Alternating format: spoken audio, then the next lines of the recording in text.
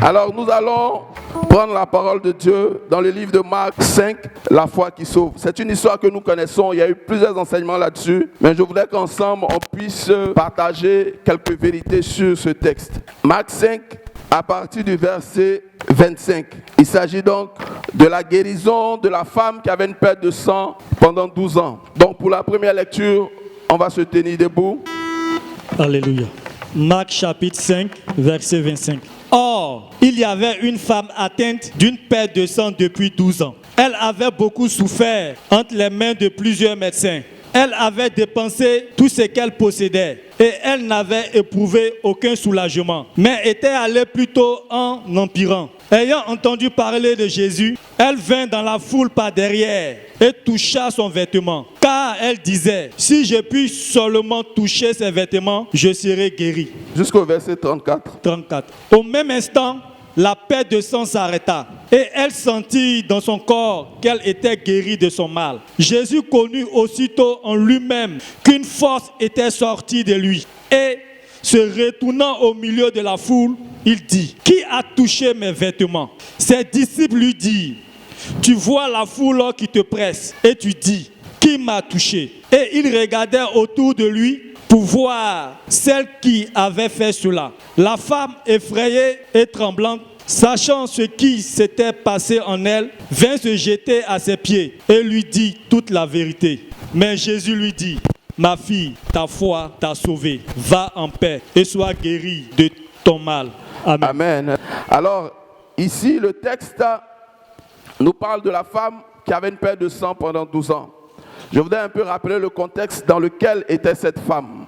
Il s'agit d'une femme, la Bible dit, une femme qui a beaucoup souffert. Pendant 12 ans, elle est passée entre les mains de plusieurs médecins. 12 ans de souffrance. Vous savez, lorsque vous êtes anémié, vous avez le vertige.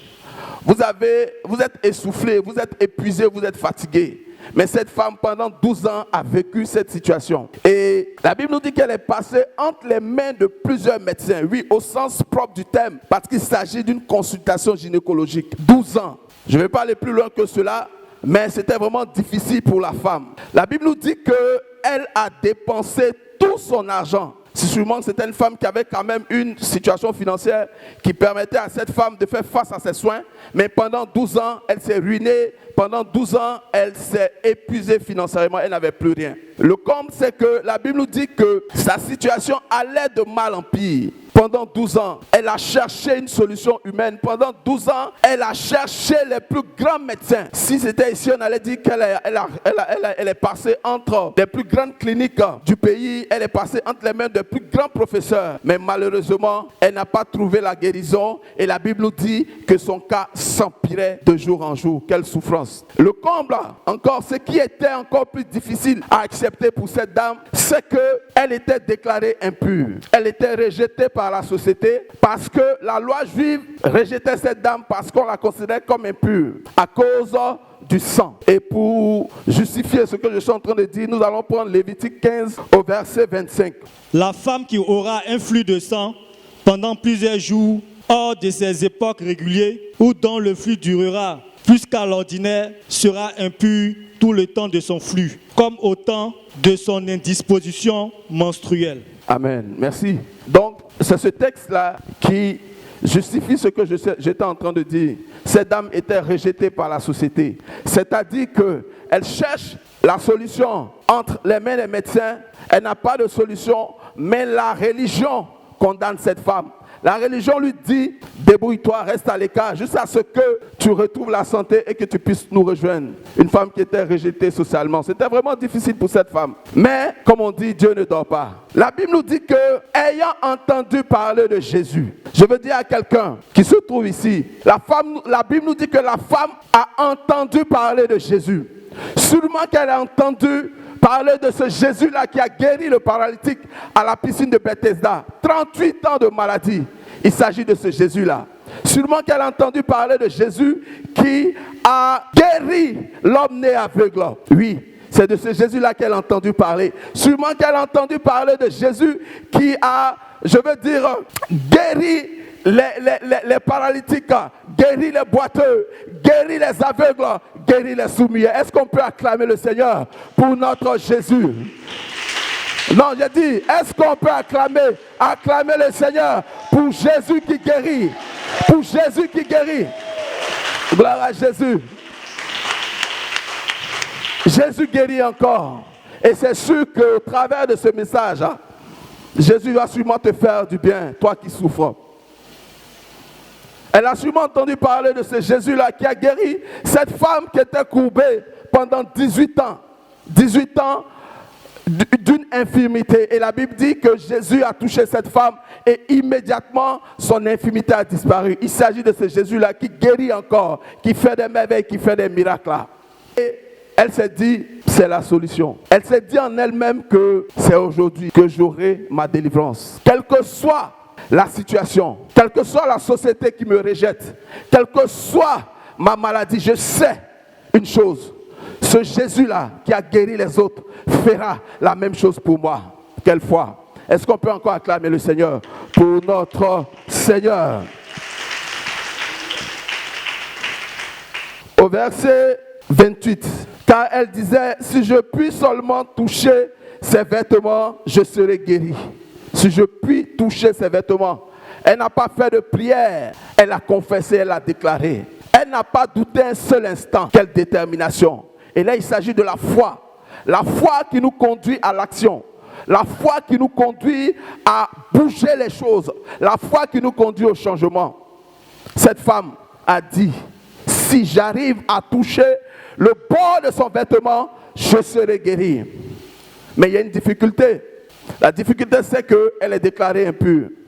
La difficulté, c'est qu'elle n'a pas droit à être dans la société. Elle est marginalisée. Comment faire pour toucher Jésus? Mais elle a profité de cette situation qui pouvait être un obstacle pour elle, la foule. Vous savez que lorsqu'il y a un bain de foule, on ne sait plus qui est qui. Et je pense qu'avec intelligence et sagesse, elle s'est dit c'est le moment, elle va se faufiler entre la foule et sûrement toucher le bord de son vêtement. Elle dit toucher le bord de vêtement parce qu'elle se disait en elle-même qu'elle ne peut pas toucher Jésus parce que si elle touche Jésus, Jésus pourrait être aussi déclaré impur. Parce qu'on dit tous les objets qu'elle touchait seront impurs. Donc, juste le bord de son vêtement, ça suffit pour elle, pour qu'elle reçoive la guérison. Et elle va se faufiler entre la foule, et malgré sa fatigue, malgré son essoufflement, malgré sa situation difficile, elle arrive à toucher le bord du vêtement de Jésus. Et qu'est-ce que la Bible nous dit au verset 29? Au même instant, tu peux dire avec moi, au même instant, du tic au tac. Au même instant, la perte de sang s'arrêta et elle sentit dans son corps qu'elle était guérie de son mal. Est-ce qu'on peut acclamer le Seigneur pour cette foi qui sauve? Est-ce qu'on peut pousser des cris de joie pour la foi qui nous donne le salut, la foi qui nous amène au salut, la foi qui nous amène à la restauration, la foi qui nous conduit à la délivrance? Nous devons avoir la foi. Alors, et là, il y a quelque chose qui s'est passé.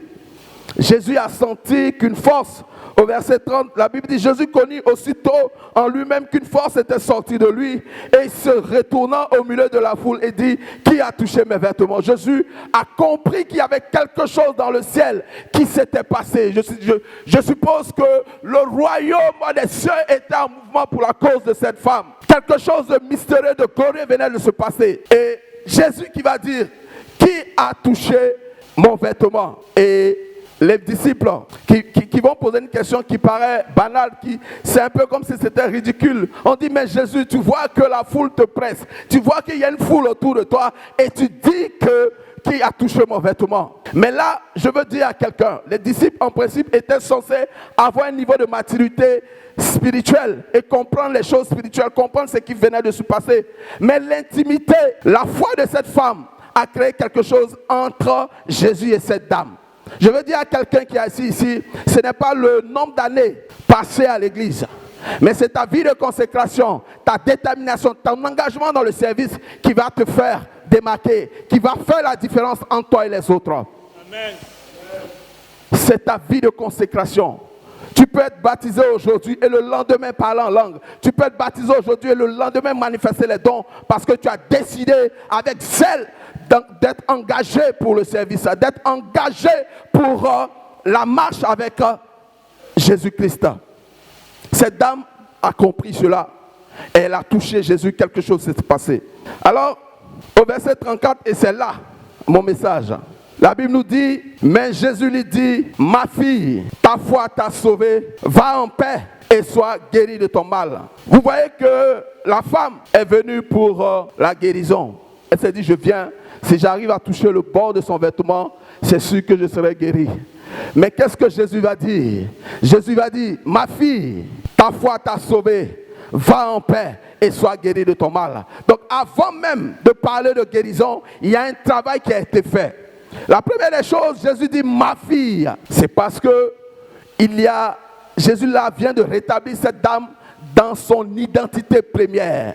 Notre identité première, c'est que nous sommes enfants de Dieu. Nous sommes enfants de Dieu. Et lorsque elle touche Jésus, automatiquement, elle devient enfant de Dieu. La Bible nous dit dans le livre de Jean 1, au verset 12. Et on va lire cette parole. À tous ceux qui l'ont reçu, à tous ceux qui croient en son nom.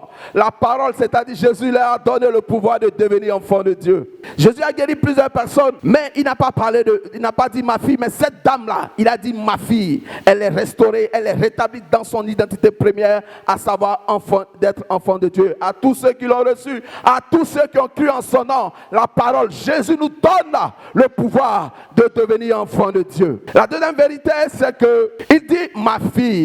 Au départ, on parle d'une femme qui avait une perte de sang pendant 12 ans, mais il dit ma fille. Je suis sûr, et ça, c'est mon analyse personnelle, que cette femme a retrouvé son éclat il y a 12 ans en arrière. C'est pour ça qu'on fait le rapprochement sûrement avec la fille de Jairus, puisque le texte commence par Jairus et se termine par la fille de Jairus. La femme avait une perte de sang pendant 12 ans, la fille de Jairus aussi avait 12 ans. Et donc, la femme retrouve son éclat de jeune fille. Je veux dire à quelqu'un que c'est vrai. Lorsque tu rentres dans la présence du Seigneur, tu deviens merveilleux. Ici, et nous avons ce témoignage. Et maman nous disait qu'il y a certaines personnes qui sont rentrées dans cette onction, dans cette atmosphère. Elles avaient un aspect un peu sombre, mais quand elles sont rentrées dans cette présence, leur visage a changé, une beauté exceptionnelle. Il y a mon frère Kabena, malheureusement, qui n'est pas arrivé aujourd'hui, qui me disait qu'il ne comprend pas, mais ces 2 jours-là, on l'appelle, on dit, ah mais Joe, tu es rentré où là? Tu es mignon, tu es joli. Je lui dis, c'est la grâce et l'onction de Dieu. Est-ce qu'on peut acclamer le Seigneur pour cela? Donc elle retrouve sa jeunesse. Elle retrouve sa jeunesse de jeune fille. Et je sais que Dieu va restaurer quelqu'un, une femme ici en ce jour. Alors, après, on dit ta foi t'a sauvé. Oui, Jésus-Christ nous donne le salut. La foi qui conduit au salut. La femme qui est venue juste pour une guérison reçoit le salut. Elle est sauvée. La Bible dit, c'est lui qui a le Fils à la vie. Dieu a tant aimé le monde qu'il a donné son Fils unique afin que quiconque croit en lui ne périsse point, mais ait la vie éternelle.